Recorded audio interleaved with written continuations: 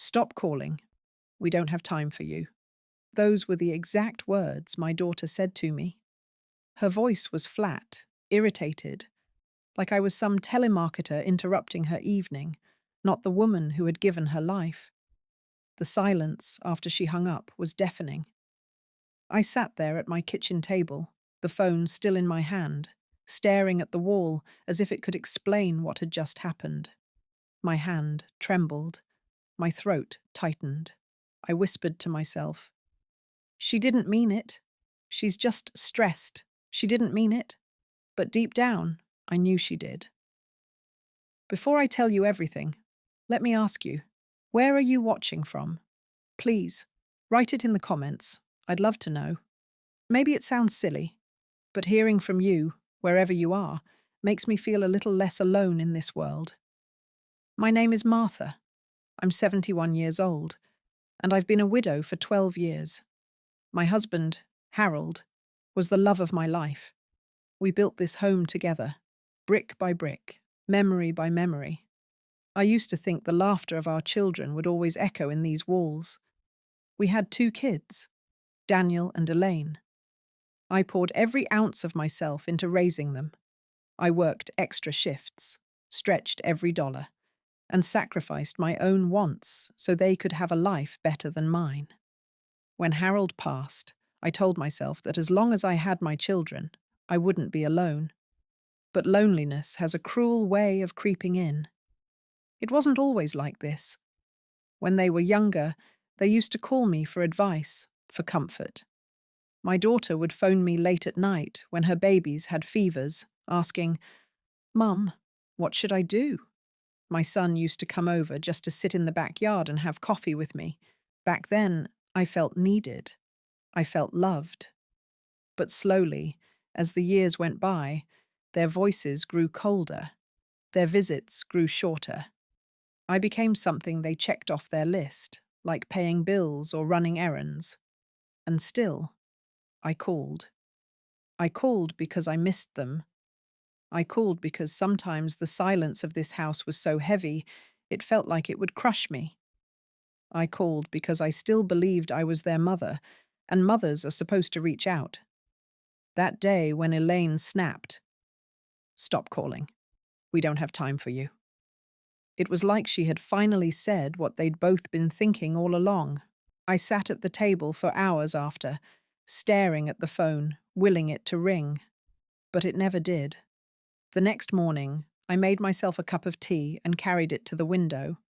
Outside, the world was waking up. Children walking to school, neighbors starting their cars. I watched one family across the street, a little girl running to hug her grandmother. The woman bent down, scooped her up, kissed her cheek. I pressed my hand to the glass, my eyes stinging. That used to be me. I whispered into the empty room. What did I do wrong? Why don't they want me anymore? But the walls had no answers. It's hard to explain the ache of being unwanted by the very people you gave your life to. It's a grief that doesn't end, because the people who are supposed to love you most keep choosing not to. I spent that entire week replaying our conversations in my head, trying to find where I had become too much. Was I calling too often? Was I asking too many questions? Or had they just outgrown me? At night, I'd pull out old photo albums, pictures of birthday parties where I baked the cakes from scratch, Christmas mornings where I stayed up all night wrapping presents so the magic wouldn't fade, school graduations where I cheered louder than anyone. I stared at their young faces in those photographs and wondered if those children were still somewhere inside the adults who now treated me like a burden. That was the beginning of the unraveling. The moment I realized I couldn't keep pretending everything was fine. That moment, those words, "Stop calling. We don't have time for you," became the spark that lit a fire inside me. I didn't know it then, but those words would change everything. They would be the reason I walked into my lawyer's office, the reason I picked up a pen and rewrote my will, and the reason my children, the very ones who pushed me away, would come crawling back, begging for something they no longer deserved. But I'm getting ahead of myself, because before I could reach that point, I had to face the truth I had been running from for years. I was not wanted, and that truth broke me before it made me stronger. When you're young, you think sacrifice is temporary. You tell yourself, I'll work hard now so my family will have it easier later. You think the love you pour out will be returned when you're old and tired. I was 19 when I married Harold. He was 21, full of energy, full of dreams. We didn't have much, just a tiny rented apartment and second-hand furniture, but we had each other, and back then, that was enough. Harold worked in construction, long days that left his hands rough and calloused. I took a job as a secretary at a small insurance office, typing reports by day and coming home to cook dinner by night. We were young, poor, but hopeful. When Daniel was born, I remember counting coins to buy his first crib. We couldn't afford new clothes, so I learned how to sew tiny onesies from fabric scraps. When Elaine came 3 years later, Harold picked up extra shifts to make sure she had a proper nursery. We didn't complain. We thought, this is what parents do. There were years where Harold and I didn't buy ourselves a single new thing. No vacations, no fancy dinners. I wore the same winter coat for nearly a decade, patching the sleeves when they frayed, so that my children could have new shoes each school year. I worked nights tutoring neighborhood kids just to afford Daniel's summer baseball camp. When Elaine begged for piano lessons, I took a second part-time job at the library to make it happen. Thought those sacrifices would bind us together. I thought they'd look back one day and say, Mom always put us first. We'll always be there for her. Harold used to say, Martha, one day we'll rest. The kids will be grown, and we'll travel. Maybe finally see the ocean. I'd smile and nod, holding on to that picture. But Harold never got that chance. He was 58 when his heart gave out. I remember that day like a scar I can't hide.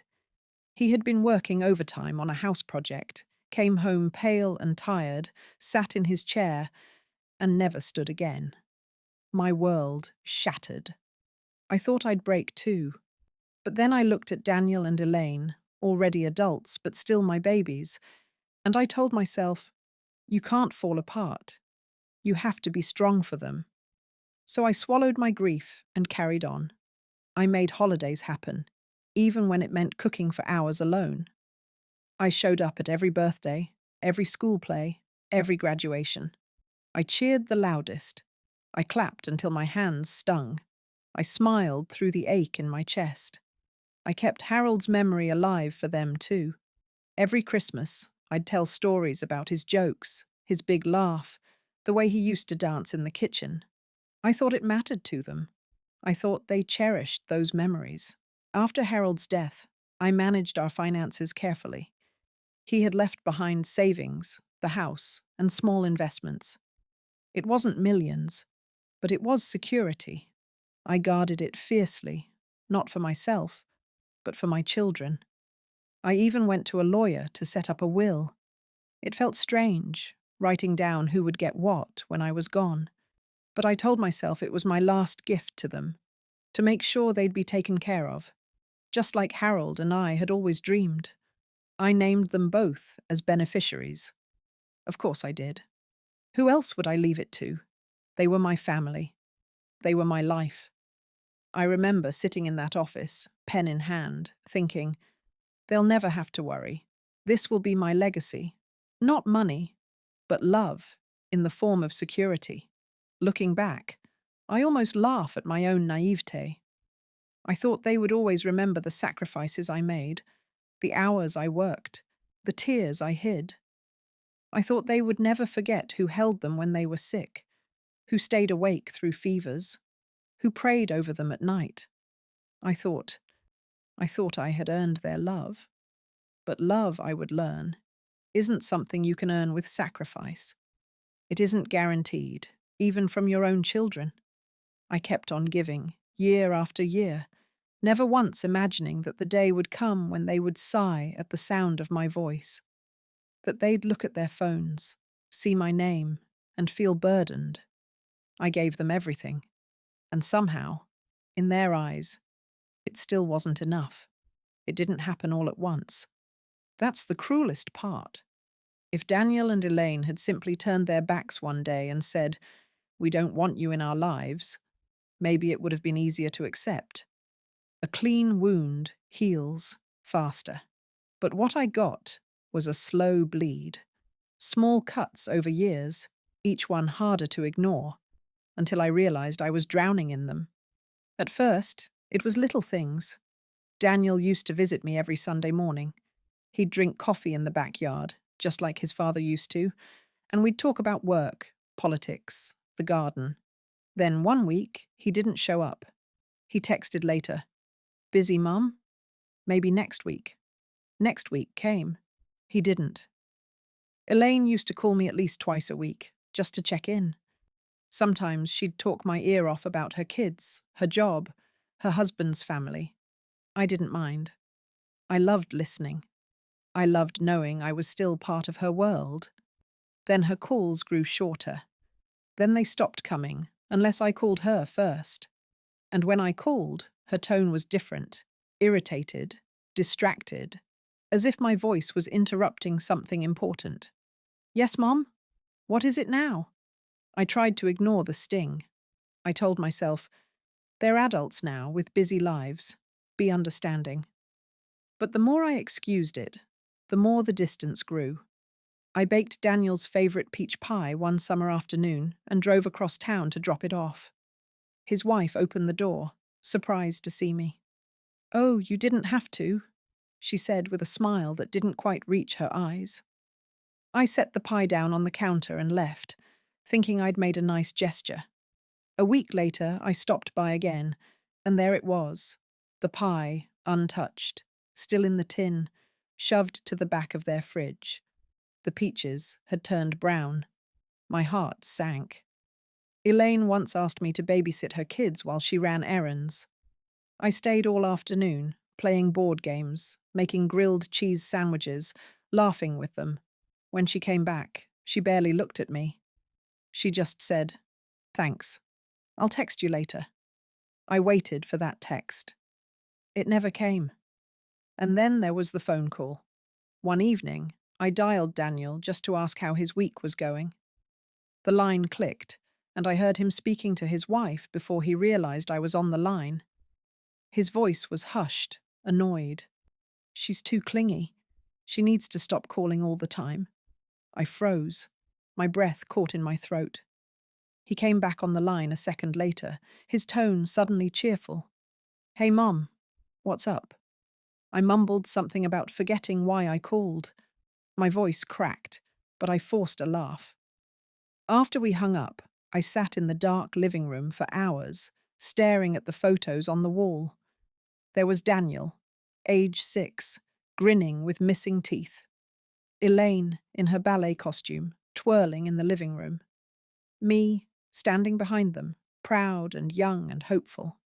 I whispered to those photos, "When did I become too much for you?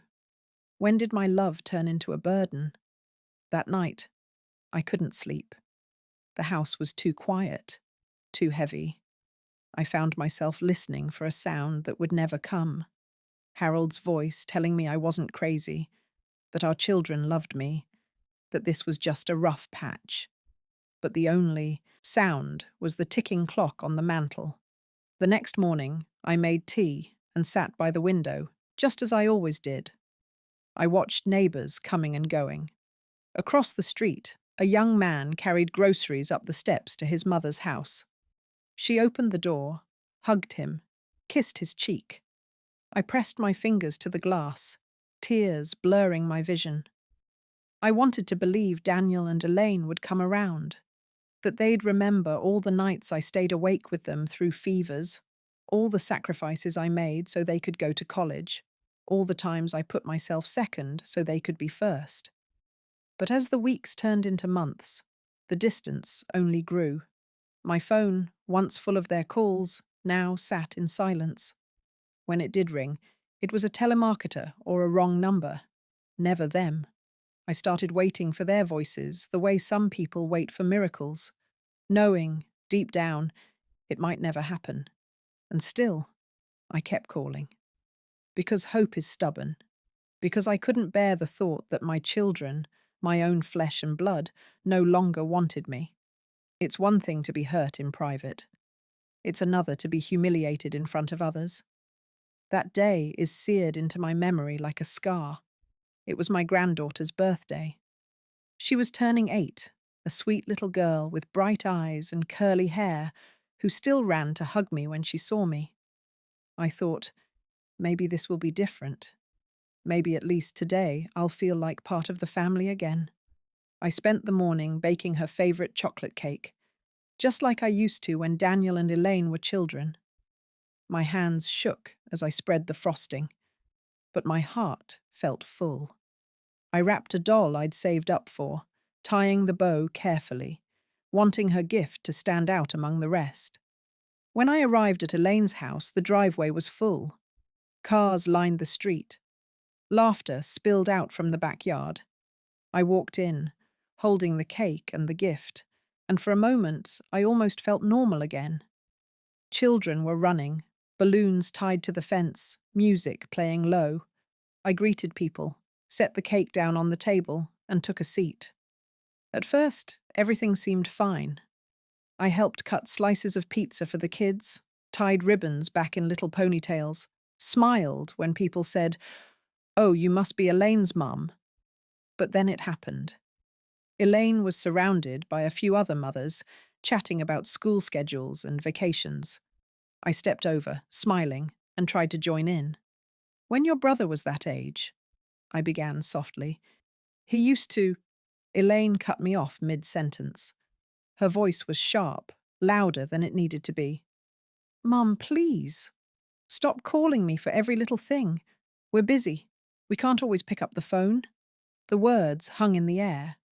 For a second, I thought maybe no one had heard. But then I saw the sideways glances, the raised eyebrows, the smirk tugging at one woman's lips. Someone stifled a laugh. I felt my face burn. My hands shook. I tried to force a smile, but my throat was tight, my chest heavy. I nodded like it was nothing, like I wasn't just stripped bare in front of strangers. Elaine turned back to her friends, laughing, as if nothing had happened. I wanted to vanish. I wanted the ground to swallow me whole. Instead, I excused myself and sat alone on a bench near the fence, watching the children run around while trying to keep tears from falling. My granddaughter came over once, tugging on my sleeve. "Grandma, will you play with me?" she asked. My heart cracked. I smiled through the ache and said, "Of course, sweetheart." For her, I forced myself to keep going. But inside, something broke. The ride home felt endless. The cake plate rattled in the passenger seat, empty except for crumbs. My hands gripped the steering wheel so tightly my knuckles turned white. My mind replayed Elaine's voice, sharp and dismissive. "Stop calling me for every little thing." At home, I placed the empty cake dish in the sink and sank into a chair. The house was silent. I glanced at the mantel where our family photos sat. Harold holding baby Daniel, me helping Elaine ride her first bike, Christmas mornings with presents stacked high. Smiles frozen in time. Proof of a family that once needed me. I picked up one photo, Daniel at 5 years old, frosting smeared across his cheeks. I remembered the way he used to cling to my leg, begging me not to leave when I went to work. Tears blurred the image as I whispered, "When did I stop being someone worth calling?" That night, I didn't sleep. I sat at the kitchen table with a cup of tea gone cold, staring at my phone. For the first time in my life, I didn't want to dial either of my children, not because I didn't miss them, but because I couldn't bear to hear that tone again, that sigh, that dismissal. I realized then I had become invisible to them. Worse, I had become an inconvenience.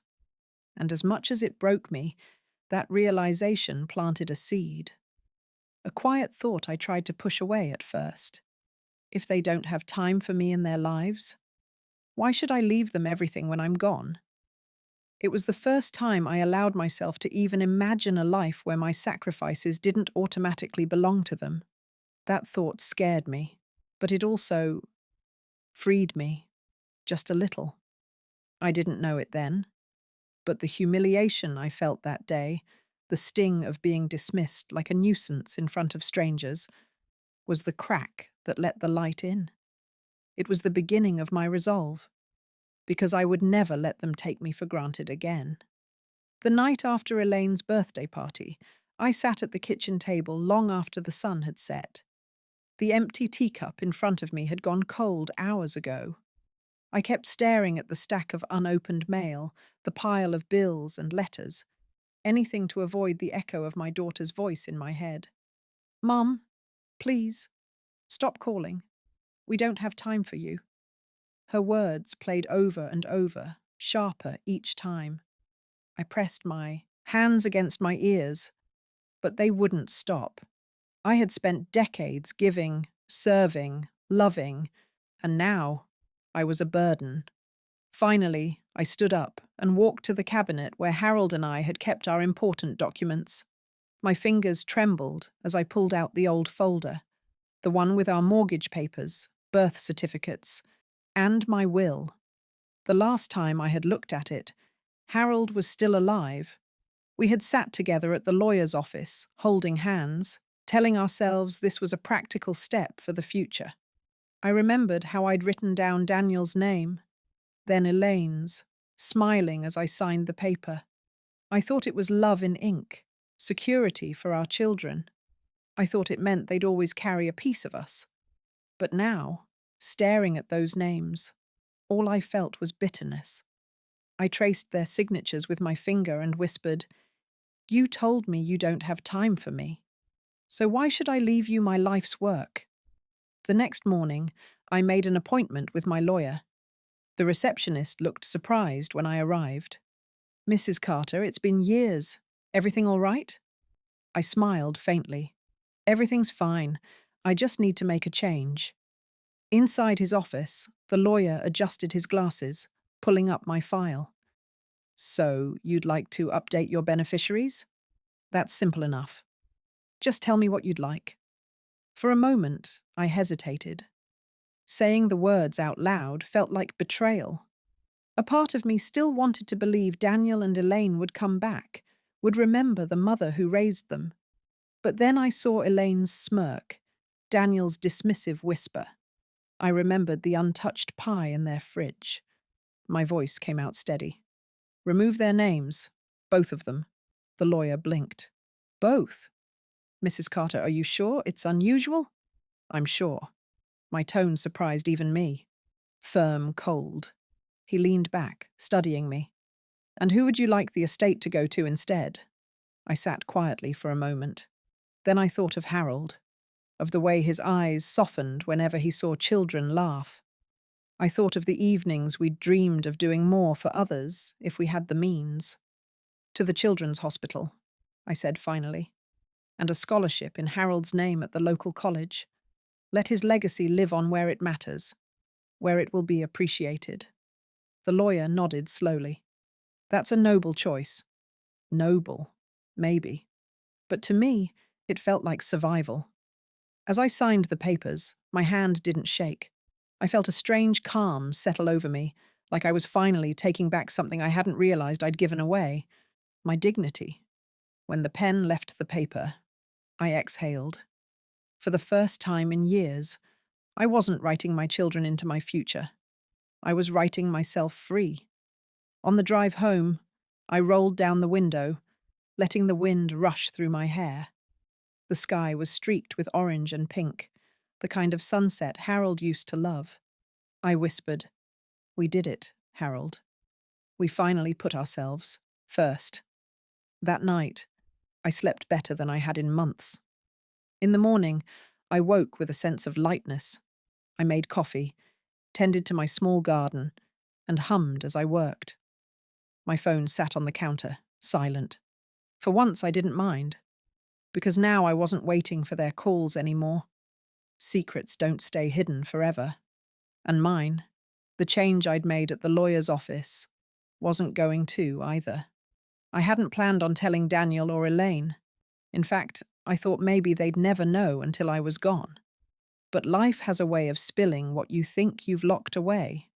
It was Daniel who found out first. A friend of his worked at the same law firm, and though he wasn't supposed to say a word, whispers spread quickly in small towns. One evening, my phone rang. For a moment, I almost didn't recognize the number. Daniel hadn't called me in weeks. I answered. "Hello?" His voice was too cheerful, too forced. "Hi, Mum. How are you? I was just thinking about you. Just thinking about me." Funny, how convenient that thought must have been. The next day, Elaine called too. "Hi, Mum. Guess what? I'm making your lasagna recipe tonight. Thought I'd check in." Her voice was honeyed, dripping with sweetness I hadn't heard in years. And then it began. For the first time in months, my phone rang every day, sometimes more than once. Daniel showed up on a random Thursday evening, arms full of groceries. "I thought I'd cook dinner for you, Mum," he said, already glancing around my house like he was taking inventory. Elaine stopped by with flowers, her kids trailing behind her. She kissed my cheek, hugged me tightly, and whispered, "We should spend more time together. Family's important. Family's important." Where had that belief been when I was sitting by the window, begging for a single call? Where was it when Elaine told me to stop bothering her? At first, I almost let myself believe them. I almost thought, maybe this is real. Maybe they do still love me. But then I saw the way their eyes lingered on my jewelry box, the way Daniel asked casual questions about my bank account, the way Elaine joked about who would get the house one day. It wasn't me they wanted. It was what I had. I'd always prided myself on knowing my children's voices, every tone, every inflection. And now, when they spoke to me, I could hear the hollowness. The words were sweet, but the meaning was empty. One Saturday, Daniel invited me to lunch. We sat across from each other in a crowded cafe, and for a while I let him talk. He told me about his job, his kids, his plans. He smiled a lot, too much. Finally, he leaned in, lowering his voice. "Mum, I heard some things. About you changing your will. That's not true, right?" There it was. The mask slipping. I sipped my tea slowly, keeping my eyes on his. "And if it is?"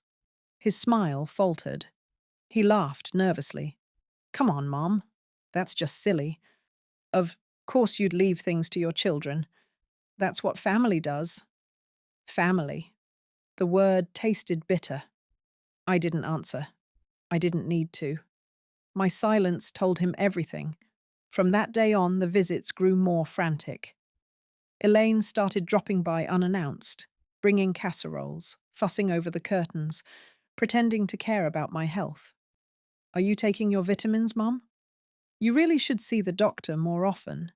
We care about you." But I saw through it. The affection wasn't love. It was desperation. At night, I sat in my chair, listening to the phone ring, their voices leaving cheerful messages on the answering machine. And instead of feeling joy, I felt sad.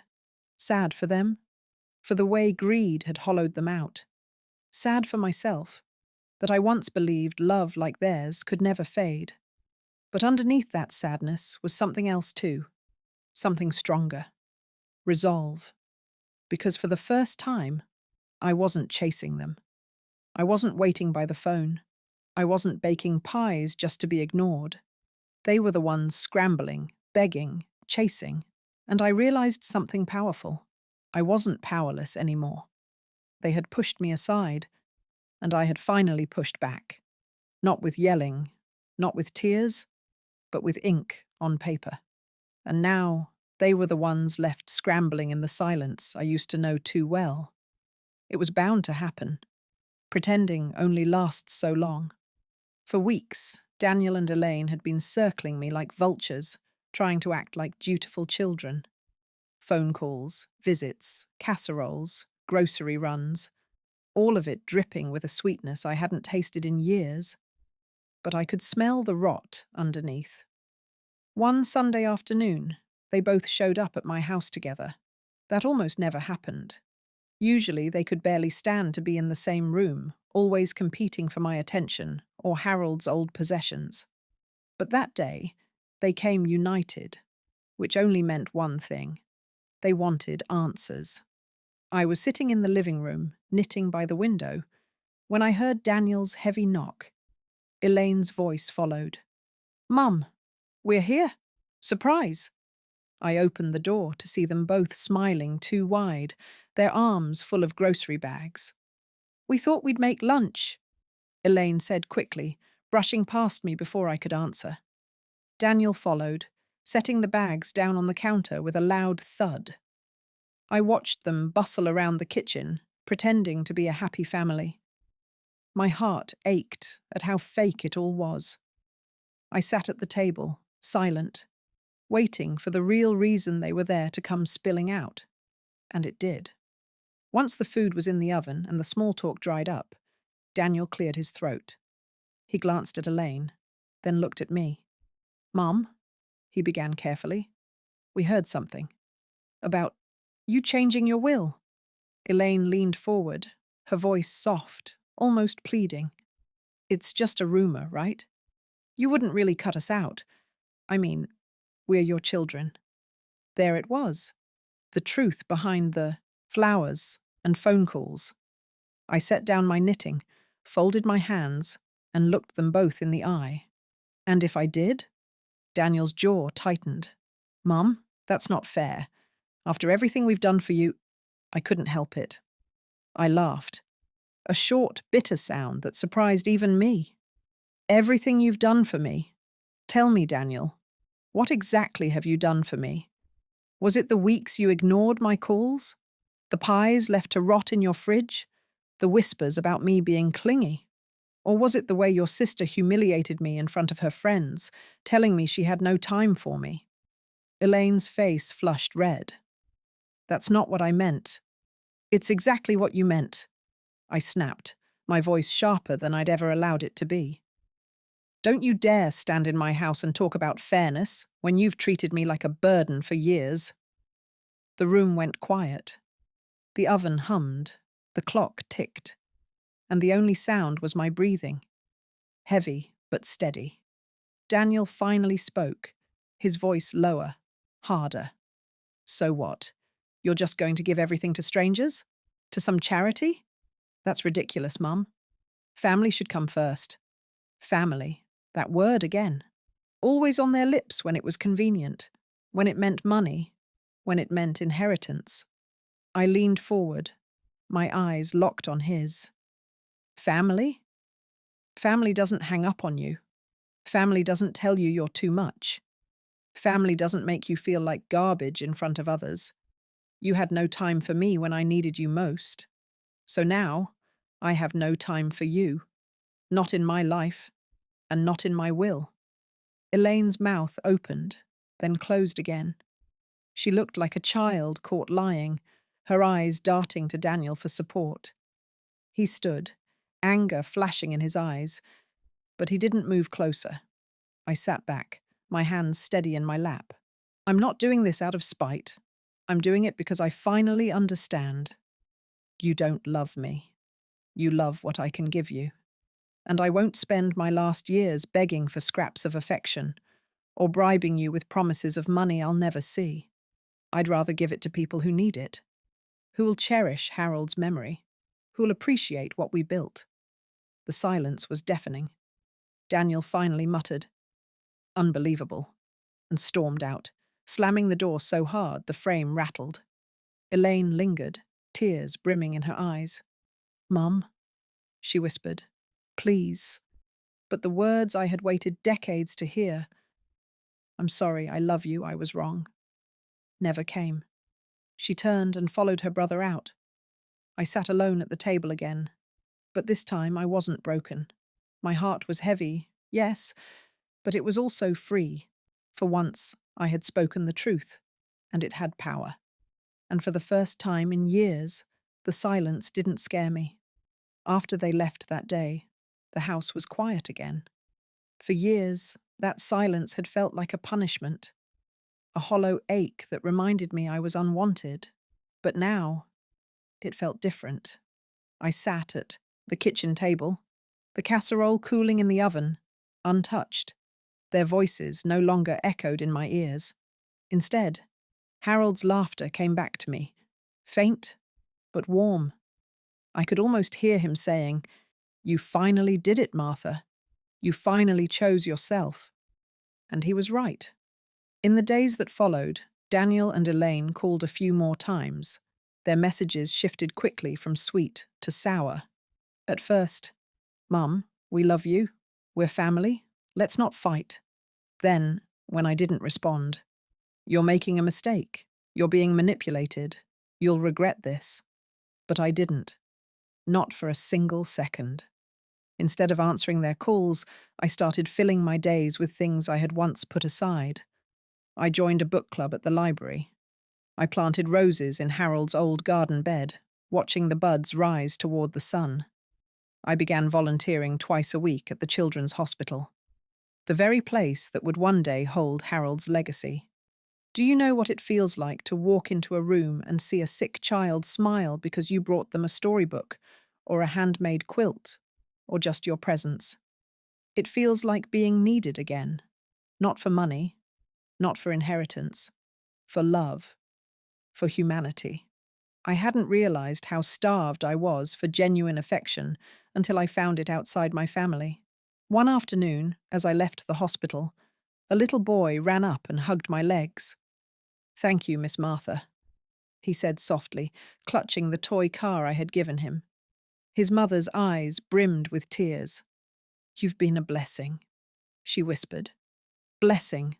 That word wrapped around me like a blanket. I hadn't felt like a blessing in years. And in that moment, I knew I had made the right choice. The truth is, family isn't always blood. Sometimes it's the people you choose, the ones who see you, who value you, who love you without asking for anything in return. Daniel and Elaine had made their choice long ago. They chose distance. They chose coldness. They chose convenience over love. So I chose myself. I chose to leave behind more than money. I chose to leave behind kindness, hope, and opportunity in Harold's name. A scholarship that would help young people chase their dreams. Donations that would give sick children a fighting chance. A legacy of love that could not be erased by neglect. Do I still miss my children? Of course. I am a mother. A mother's heart never fully stops longing, no matter how deep the wound. Sometimes, late at night, I catch myself staring at the phone, wishing it would ring. Not with greed, not with anger, but with love. But I no longer beg for it. And that makes all the difference. I think back to that day at Elaine's house, when she dismissed me in front of her friends. I think back to Daniel's whisper on the phone, calling me clingy. Those moments used to break me. Now they remind me of how far I've come, because I know my worth now. I am not just a mother, not just a widow, not just an old woman, sitting by the window waiting for the phone to ring. I am Martha. I am 71 years old, and I have survived heartbreak, humiliation, and loneliness. And I have built myself back up, piece by piece. And when my children came begging, when they finally realized what they had lost, I didn't crumble. I didn't bend. I stood tall. I smiled. Not out of spite, but out of peace. Out of strength. Out of the quiet certainty that I no longer needed their approval to feel whole. So if you're listening to this, wherever you are, and you've been told you're too much, or that you're a burden, or that you don't matter, hear me now. You do matter. Your worth isn't measured by the people who fail to see it. Your love, your sacrifices, your kindness, They are not wasted, even if your family chooses to forget them, because one day you will find a place, a person, a purpose that reminds you you were never too much. You were always enough. And as for me, I may have lost the love of my children, but I found something even greater. I found myself. And that, I think, is the best inheritance of all.